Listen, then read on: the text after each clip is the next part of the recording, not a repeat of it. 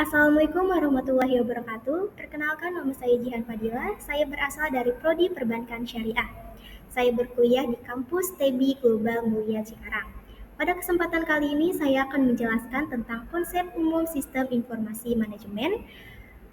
Tugas ini adalah tugas dari mata kuliah Sistem Informasi Manajemen yang diampu oleh Bapak Anggi Setia Prayoga, Skom MM.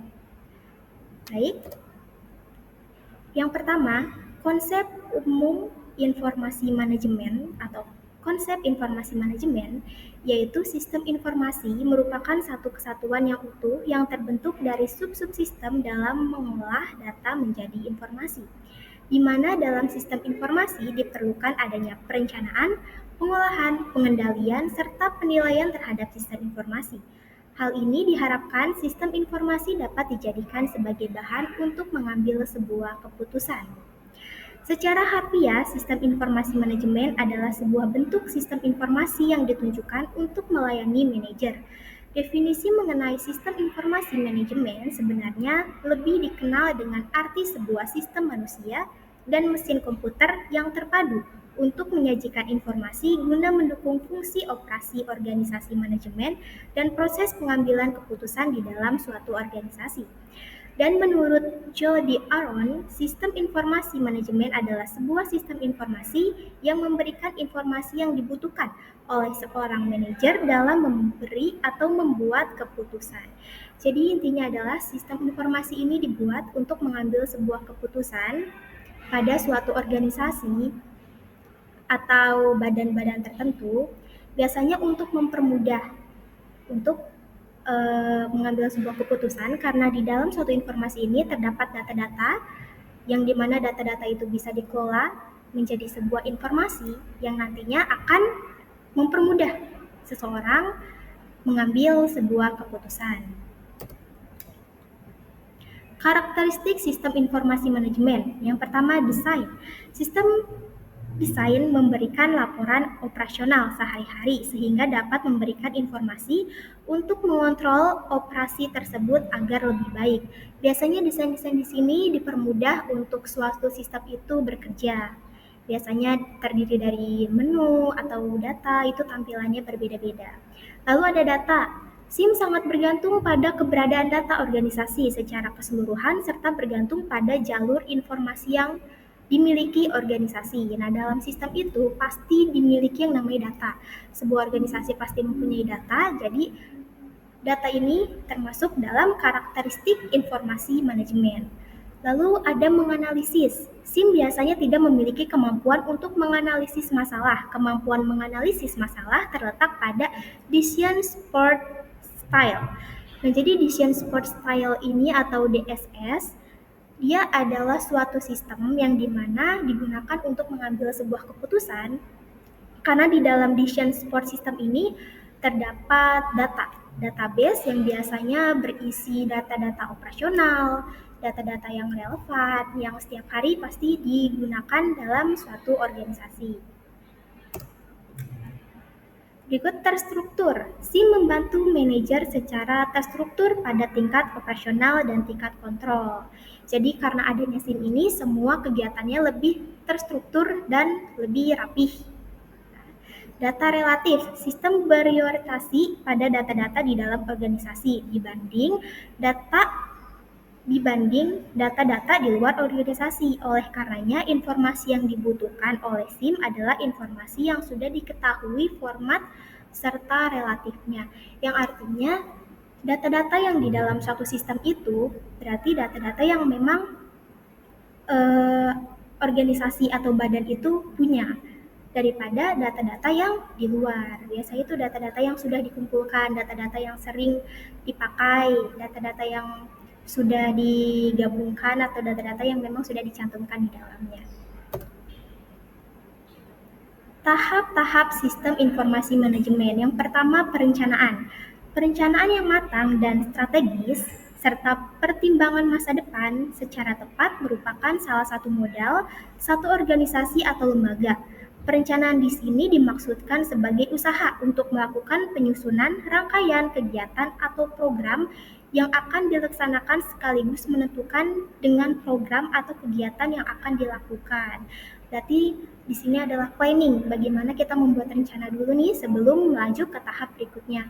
Biasanya apa saja nih yang harus kita siapkan di perencanaan ini? Ini adalah sebuah awal dari manajemen-manajemen berikutnya. Lalu ada pengorganisasian. Dalam rangka pelaksanaan program-program harus diorganisasikan dengan baik, artinya pengelompokan dan pengaturan antara berbagai komponen yang ada maupun kegiatan digerakkan sebagai satu kesatuan sesuai dengan perencanaan yang ada. Setiap bidang yang ada dalam organisasi merupakan komponen yang membentuk satu sistem yang saling berhubungan baik secara vertikal maupun horizontal, yang bermuara ke suatu arah untuk mencapai suatu tujuan. Dalam proses pengorganisasian diperlukan berbagai rangkaian kegiatan. Yang pertama perumusan masalah. Jadi pertama di perumusan masalah itu seperti dirumuskan. Yang pertama kita mau membuat apa nih dulu nih, planning pertama yang kita buat. Lalu penetapan tugas pokok, biasanya pembagian tugasnya seperti apa, rincian kegiatan apa saja yang akan kita lakukan dalam suatu organisasi tersebut, pengelompokan kegiatan dalam fungsi, biasa dikelompokkan kegiatan-kegiatannya ini dalam fungsi-fungsinya tertentu. Departemen C ini sama seperti departemen yang biasanya dia bertanggung jawab dalam bidang-bidang tertentu. Pelimpahan wewenang ini biasanya dilimpahkan oleh departemen C dengan bidang tertentunya. Fasilitas ini atau sarana-prasarana yang membantu untuk sistem bekerja atau pengorganisasian bekerja menjadi lebih mudah karena terdapat sarananya. Staffing ini staff atau anggota-anggotanya, biasanya direkrut anggotanya lalu dibuat suatu organisasi. Next. Tahap-tahap sistem informasi manajemen. Ini lanjut lagi, dari tadi kan di pengorganisasian, lalu ada penggerakan. Penggerakan merupakan bagian terpenting daripada proses manajemen. Bahkan manajer praktis beranggapan bahwa pelaksanaan merupakan intisari daripada manajemen. Yang artinya yang pertama tadi sudah direncanakan, lalu diorganisasikan lalu digerakkan, ya kan? Di action di sini adalah action dari perencanaan atau planning yang tadi kita buat pertama dan digerakkan berikutnya. Lalu ada pengawasan, controlling, lembaga sesuai dengan prinsip pembagian tugas dan pemberian wewenang dan tanggung jawab harus selalu memberikan kontrol atau mengendalikan setiap kegiatan yang dilakukan. Dengan demikian, akan dapat dihindari adanya penyimpangan-penyimpangan yang dapat berakibat fatal bagi mekanisme organisasi sehingga dapat mengganggu pencapaian tujuan yang telah ditetapkan. Biasanya, pengawasan ini terbagi menjadi dua, yaitu ada pengawasan langsung dan pengawasan secara tidak langsung. Biasanya kalau pengawasan langsung ini, manajer yang turun untuk mengawasi bagaimana kinerja dari anggota-anggotanya. Lalu kalau pengawasan tidak langsung, jika pengawasan tidak langsung ini, biasanya itu adalah jarak jauh. Suatu sistem dikelola, lalu dibuat laporannya, lalu diberikan ke atasan.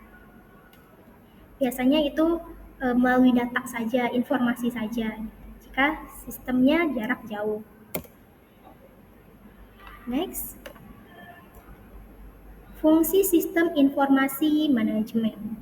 Pada dasarnya, fungsi sistem informasi manajemen secara umum adalah satu sistem jaringan informasi yang merupakan kumpulan dua atau lebih unit pusat dokumentasi secara bersama-sama berusaha untuk saling memperkuat atau melengkapi kekuatan koleksi sumber-sumber informasi yang mereka miliki, serta melancarkan diri mempertinggi mutu pelayanan informasi yang mereka berikan kepada para pemakai layanan informasi. Nah, menurut George M. Scott, informasi dapat dipergunakan secara nyata untuk mengendalikan operasi, strategi, dan perencanaan jangka panjang, perencanaan jangka pendek, pengendalian manajemen, dan pemecahan masalah. Pemecahan masalah yang senantiasa melingkup sebuah organisasi tak menutup kemungkinan mendapat acuan solusi dan adanya sistem informasi manajemen. Jadi, sistem informasi manajemen ini,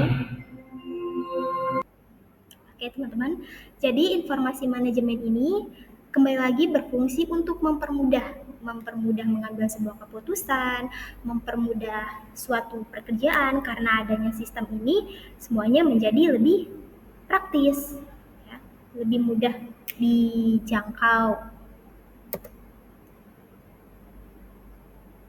Konsep manajemen. Secara etimologis, kata manajemen berasal dari bahasa Inggris, yakni management, yang dikembangkan dari kata to manage yang artinya mengaur atau mengelola. Kata manage itu sendiri berasal dari bahasa Italia, managio, yang diadopsi dari bahasa Latin managere yang berasal dari kata manus yang artinya tangan.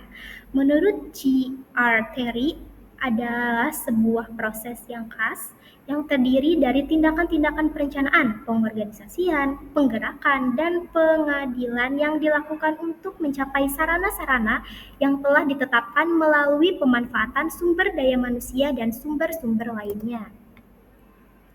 Adapun unsur-unsur manajemen sebagai berikut. Manusia. Manusia memiliki peran yang sangat penting dalam melakukan beberapa aktivitas karena manusia yang menjalankan semua pemrograman yang dilaksanakan. Lalu ada uang. Uang di sini digunakan sebagai sarana manajemen dan harus digunakan sedemikian rupa agar tujuan yang diinginkan tercapai dengan baik dan tidak memerlukan uang yang begitu besar. Lalu ada material. Material dalam manajemen diartikan sebagai bahan, data informasi yang diperlukan untuk mencapai tujuan dan digunakan sebagai pelaksanaan fungsi-fungsi dari manajemen serta dalam mengambil keputusan oleh pimpinan. Lalu berikutnya ada mesin. Mesin di sini adalah suatu jenis alat yang digunakan sebagai proses pelaksanaan kegiatan manajemen dan penggunaan teknologi, biasanya komputer, tablet, ya, atau bisa handphone. Metode atau cara yang bisa diartikan pula sebagai sarana atau alat manajemen, karena untuk mencapai tujuan harus menggunakan metode atau cara yang efektif dan efisien. Nah, ini metode di sini adalah cara bagaimana suatu pekerjaan itu bisa menjadi lebih cepat, lebih mudah.